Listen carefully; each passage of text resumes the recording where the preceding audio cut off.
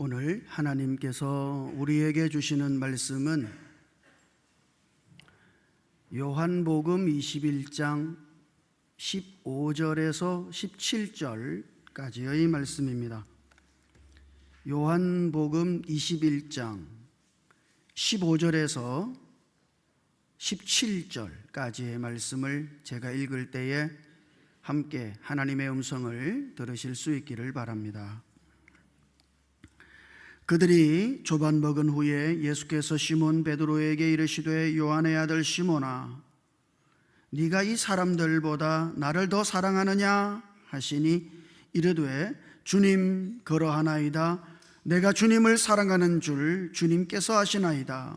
이르시되 내 어린 양을 먹이라 하시고 또 두 번째 이르시되 요한의 아들 시몬아 네가 나를 사랑하느냐 하시니 이르되 주님 그러하나이다. 내가 주님을 사랑하는 줄 주님께서 아시나이다. 이르시되 내 양을 치라 하시고 세 번째 이르시되 요한의 아들 시몬아 네가 나를 사랑하느냐 하시니 주께서 세 번째 네가 나를 사랑하느냐 하심으로 베드로가 근심하여 이르되 주님 모든 것을 아시오매 내가 주님을 사랑하는 줄을 주님께서 아시나이다. 예수께서 이르시되 내 양을 먹이라. 아멘. 할렐루야. 브레네 브라운이라고 하는 분이 쓴 수치심 권하는 사회라는 책이 있습니다. 그 책에 보면 이런 이야기를 해요. 수치심이라고 하는 것은 내가 무엇인가를 잘못했다고 생각되는 죄책감을 넘어서 나는 근본적으로 잘못된 사람이라고 자기 자신을 믿게 만든다고 분석합니다. 우리는 흔히 이 죄책감과 수치심을 비슷한 거로 알지만 이게 완전히 다른 거예요. 죄책감이라고 하는 것은 자신의 행동에 초점을 맞춘 겁니다. 내가 무언가 잘못된 행동을 한 거예요. 그죠? 그래서 내가 뭔가를 잘못했구나 하는 그것을 느끼는 것이 죄책감이죠. 그래서 이런 죄책감은 자신의 잘못을 바로잡으려고 하는 행동으로 이어질 수가 있어요. 내가 이걸 잘못했으니까 내가 이거 이제는 바로 해야지. 그런 마음을 먹을 수도 있고 신앙적으로 하자면 그런 죄책감은 하나님 앞에 우리로 하여금 회개하게 할 수도 있다 이 말이죠. 그런 의미에서 죄책감이라고 하는 것은 비교적 건강한 감정이라 할 수 있어요. 그러나 수치심이라고 하는 것은 완전히 다른 겁니다. 죄책감이 자기의 행동에 초점을 맞춘 것이라면 수치심이라고 하는 것은 자기 자신의 존재에 초점을 맞춘 거예요. 나는 나쁜 사람이라고, 나는 가치가 없는 사람이라고 그렇게 자기 자신을 믿으면서 자기 자신을 파괴하는 감정이 수치심이에요. 그러니까 이 수치심은 대단히 위험한 것이죠. 사람들을 무너뜨리는 가장 큰 것은 실패가 아닙니다. 사람이 실패했다고 무너지는 게 아니에요. 수치심 때문에 무너지는 것이죠. 내가 실패했다가 아니라 내가 실패한 사람이라고 믿는 순간 그 사람은 모든 것이 올 수도 없답니다. 아무것도 하지 못해요. 그러니까 실패보다 더 무서운 게 뭐예요? 실패를 자신의 정체성으로 받아들이는 바로 그것이 실패보다 훨씬 더 무서운 거죠. 사업에 실패했어요. 그런 사람은 다시 재기할 수도 있습니다. 시험에 떨어졌어요. 다시 도전할 수 있어요. 그러나 나는 끝났어 이렇게 믿는 사람은 그렇게 믿는 순간 주저앉아요. 모든 것이 올 수도 없답니다. 이게 대단히 위험한 거예요. 그래서 사람이 할 수 있는 가장 큰 실망이 있다면 그것은 자기 자신에게 실망하는 겁니다. 그 실망 때문에 가지고 있던 꿈도 잃어버리고, 그 실망이 그 사람을 절망하게 만들고, 그 실망이 그를 주저앉게 만드는 거예요. 오늘 말씀 속에 베드로를 보시죠. 베드로는 예수님을 3번씩이나 부인했습니다. 그것도 저주하면서까지 예수님을 부인했어요. 어떤 의미에서 이 베드로는 진짜 실패자죠. 베드로가 어떤 마음으로 주님을 따랐는데요. 주님, 제가요, 다른 사람은 다 버릴지라도 저는 주님을 버리지 않을 거예요. 내가 죽을지언정 내가 주님을 떠나지 않을 겁니다. 수제자로서 그렇게 호언장담하면서 주님을 따랐는데 한순간에 무너졌죠. 주님을 3번씩, 그것도 저주하면서까지 부인했으니까. 그 사실 알고 보면 베드로는 실패자인 거예요. 자기 자신에게 얼마나 실망했을까요? 내가 이거밖에 안 되나? 나는 이제 끝이라고.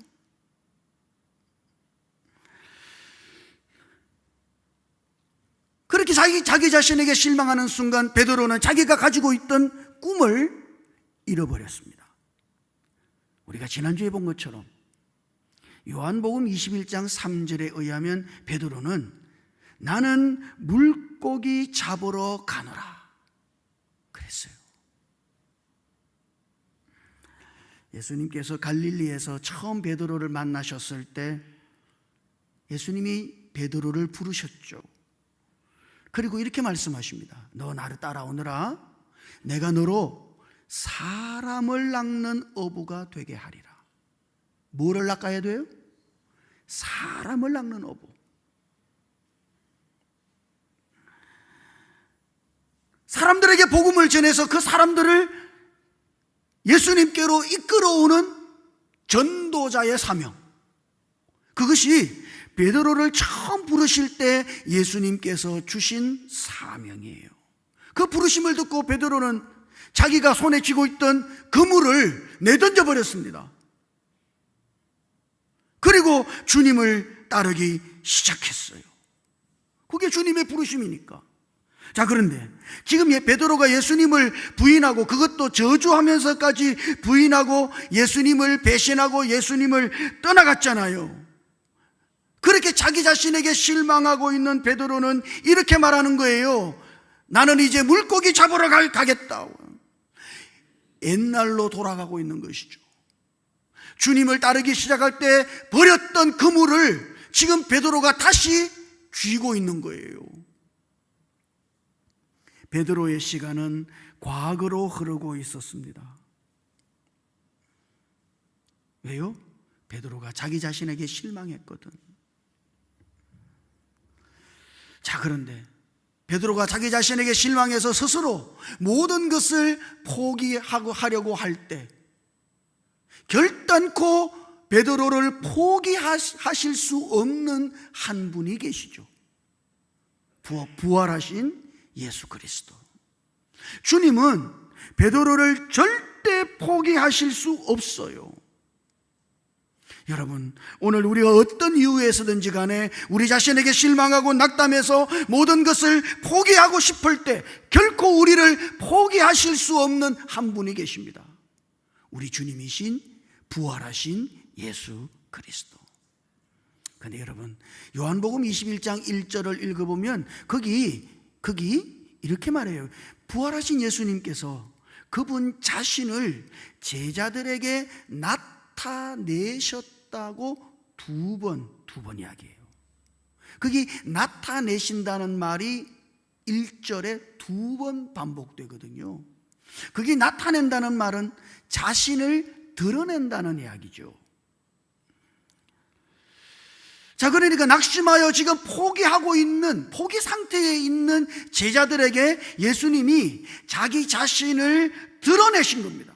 드러냈다는 말은 이런 거죠. 언제 어디서나 예수님은 함께 계십니다만 제자들이 보지 못했을 뿐이지 예수님은 제자들과 함께 계셨어요.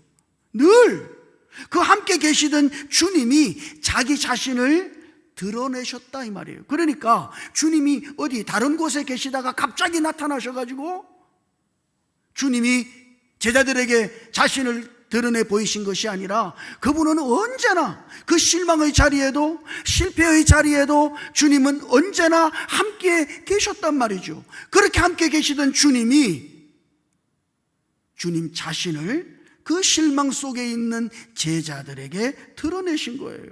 여러분, 오늘 우리가 실망 속에 있다 할지라도 때로는 절망 속에 모든 것을 포기하고 내려놓고 싶을 정도로 그런 자기 자신에게 실망한 상태에 있다 할지라도 오늘 우리가 부활하신 주님이 우리에게 나타나실 때 부활하신 주님을 보면은 우리가 모든 것이 달라질 수 있어요.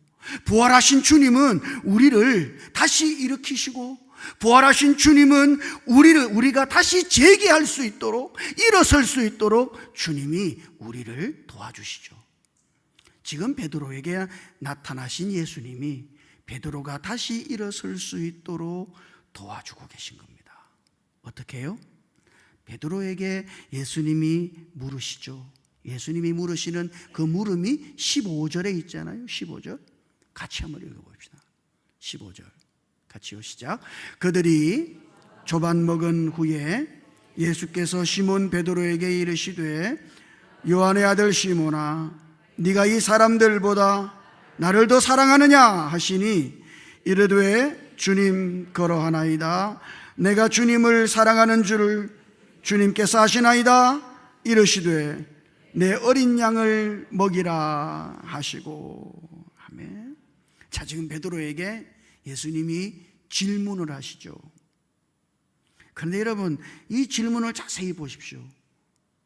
주님은 과거를 묻지 않아요. 베드로의 과거를 탓하지도 않습니다. 질문이 뭐예요?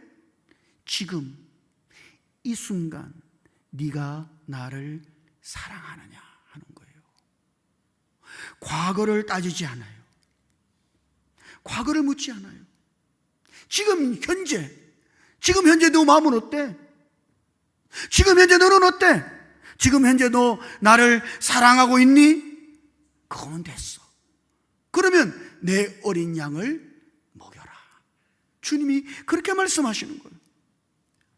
지금 주님은 베드로를 과거에서 끄집어내고 계신 겁니다. 베드로는 자꾸 자기의 과거로 시간을 되돌려 갔습니다만 주님은 베드로를 그 과거에서 벗어나도록 주님께서는 베드로에게 말씀하고 계신 것이죠. 과거에서 벗어날 때 다시 일어설 수 있으니까. 여러분, 과거에 매여 있는 사람은 절대 다시 일어설 수 없어요. 시간이 과거로 흘러가고 있는 사람은 절대로 다시 일어설 수 없습니다. 미래를 향해 전진할 수 없어요. 그래서 예수님은 지금 과거에 대해서는 한마디도 묻지 않으시고 베드로를 그 과거에서 끄집어내고 계신 것이죠. 넬슨 만델라가 쓴 그분의 자서전이 있죠. 자유를 향한 머나먼 길. 지금은 고인이 됐습니다만 고 김대중 대통령께서 이 책을 이렇게 번역을 하셨거든요. 그런데 넬슨 만델라가 27년 동안 정적에 의해서 감옥에 갇혀 있었어요. 그럼 어떻게 했습니까? 감옥 생활을 다 마치고 넬슨 만델라가 석방할 때 이제 다른 모든 사람들은 큰일 났다고 생각했어요. 모든 사람들이 넬슨 만델라가 27년 동안 복수의 칼을 갈았을 것이라고 생각했습니다. 감옥에서 나오는 순간 복수할 거야. 그런데 그 자서전에 의하면 넬슨 만델라가 이렇게 회고를 해요. 감옥문을 나서면서 내가 미움을 붙들고 나간다면 나는 여전히 감옥에 있는 것이다. 이게 아주 의미 있는 말이에요. 감옥문을 이제 나서는데 내가 미움을 붙들고 있다면, 과거의 원한과 과거에 사무치는 그 미움을 붙들고 있다면 나는 여전히 감옥 안에 있는 것이다. 여전히 그 과거에 있는 거예요. 과거를 붙들고는 미래로 나아갈 수 없다는 사실을 넬슨 만델라가 한 것이죠. 그래서 그는 복수하려고 하지 않습니다. 미움을 버렸어요. 그리고 미래를 향해 전진해 간 것이죠. 사람들은요, 자꾸 과거를 들춰요. 그죠? 과거에 이랬다고 자꾸 과거를 묻고, 사람들이 이래서 다른 사람을 실망시키는 거예요.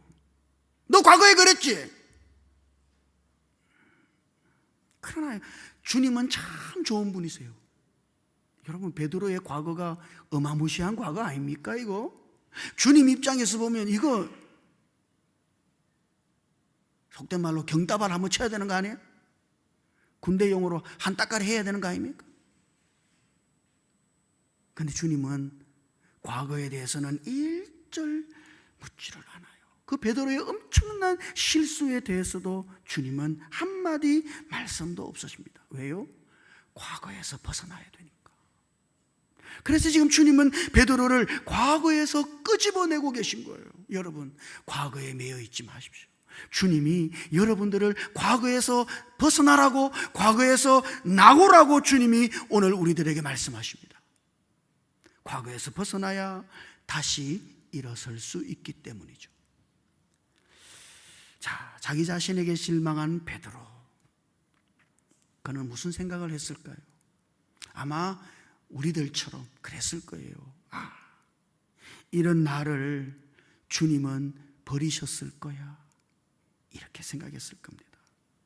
나 같은 제자 주님은 더 이상 상대하지 않으실 거야.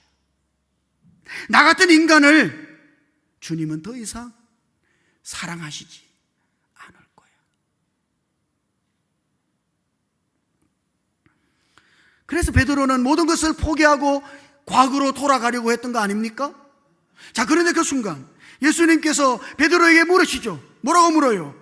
네가 나를 사랑하느냐? 이렇게. 너 나 사랑하고 있니? 여러분, 이 질문에는 대단히 중요한 전제가 하나 깔려 있습니다. 여러분, 당신이 정말 나 사랑합니까? 이렇게 진실로 질문할 수 있는 사람은 그 상대방을 진실로 사랑하는 사람만이 할 수 있어요. 어느 누구도 상대방을 진실로 사랑하지 않으면서 나는 사랑하지 않아, 그런데 그 사람 보고 당신 나 사랑합니까? 이렇게 물을 수는 없어요. 정말 그렇게 묻는 사람이 있다면 그 사람은 양심이 마비된 사람이죠. 네가 나를 사랑하느냐?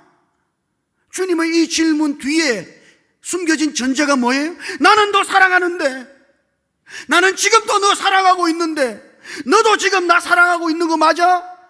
그렇게 묻는 거 아니에요? 그러니까 이 질문 뒤에는 주님이 베드로를 얼마나 사랑하는지에 대한 전제가 깔려져 있는 거예요. 몇 번 물었어요? 3번. 왜? 베드로는 3번 부인했으니까. 3번씩 사랑을 확인하시는 이 주님의 대화, 주님과의 대화 속에서 베드로는 한 가지 결론에 도달했을 거예요. 아, 이분이 아직도 나를 사랑하고 계시는구나.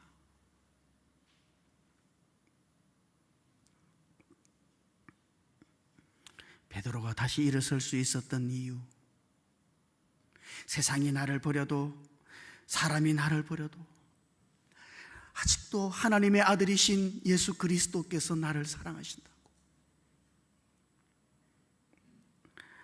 내 인생의 주인 되신 예수님이 여전히 나를 사랑하신다, 그 하나님이 나를 사랑하고 계신다고, 그 사랑에 대한 확신, 바로 그것이 베드로를 다시 일으켜 세운 것입니다. 주님은 지금 베드로에게 주님이 베드로를 얼마나 사랑하는지 그 주님의 사랑을 지금 확인하고 확신시켜주고 계신 것이죠. 매우 일상적인 상식으로 말하자면, 한 번 내 기대를 저버린 사람, 한 번 나를 배신한 사람, 그런 사람에게 더 이상 기대 거는 사람은 없을 겁니다. 아마 여러분도 그럴걸요? 아니, 저 인간이 나 배신하고 갔어? 상종을 안 하죠. 예? 그런 인간에게 뭘 기대하겠어요? 뭘 기대해요? 사람은 그래요. 일반적인 상식은 그게 패턴이에요. 그런데 주님은 베드로에게 네가 나를 사랑하느냐? 3번 물으신 후에 베드로에게 새로운 과제를 주시죠. 내 양을 먹이라. 이게 참 놀라워요. 아까 말씀드린 것처럼 베드로가 예수님 처음 만났을 때 사람 낚는 업으로 부르셨죠. 전도자의 사명. 그런데 지금 이제 부활하신 예수님이 베드로에게 나타나셔서 네가 나를 사랑하느냐 묻고, 그 다음 내 어린 양을 먹이라 하심으로 한 차원 높은 사명을, 더 높은 비전을 지금 베드로에게 주님은 말씀하고 계신 겁니다. 야, 나 기대가 있어. 너 이거 해야 돼. 나는 너가 이거 하기를 원해. 나는 너를 기대하고 있단다. 베드로야, 내 어린 양을 먹여라. 주님은 오늘 우리가 주님을 실망시켜 드린다고 해서 우리를 향한 기대를 포기하시는 분이 아니십니다. 베드로처럼 우리가 주님을 부인하고 그것도 저주하면서까지 부인해 주님을 떠나간 사람이라 할지라도 그 사람을 향한 주님의 기대는 사라지지 않아요. 여전히 주님은 우리를 향하여 기대하고 계신 거예요. 한 번의 실패로 야, 너 내하고 일 없어. 볼일 본 끝이야 이제. 그러나 주님은 그렇게 하지 않으시고 다시 기대하시고 기회를 주시고, 다시 기대하시고 기회를 주시고, 다시 기대하시고 기회를 주신다. 사랑하는 성도 여러분, 그렇게 주님은 지금 베드로를 일으켜 세우고 계신 겁니다. 실패한 과거에서 벗어나십시오. 주님은 과거를 묻지 않으십니다. 주님의 변함없는 사랑을 확신할 수 있기를 주님 이름으로 축복합니다. 부활하신 주님이 지금도 우리를 사랑하고 계십니다. 주님의 변함없는 기대를 확인할 수 있기를 주님 이름으로 축복합니다. 부활하신 예수님은 여전히 우리를 향한 기대를 가지고 계시기 때문입니다. 부활하신 주님과 함께 다시 일어설 수 있기를, 다시 일으키시는 그 주님의 은혜를 누릴 수 있기를 주님 이름으로 축복합니다. 기도하십시다. 사랑하는 하나님 아버지, 오늘 말씀처럼 실패한 우리를 포기하지 않으시고 다시 일으켜 세워주심을 감사드립니다. 낙심한 마음에 새 힘을 주시옵소서.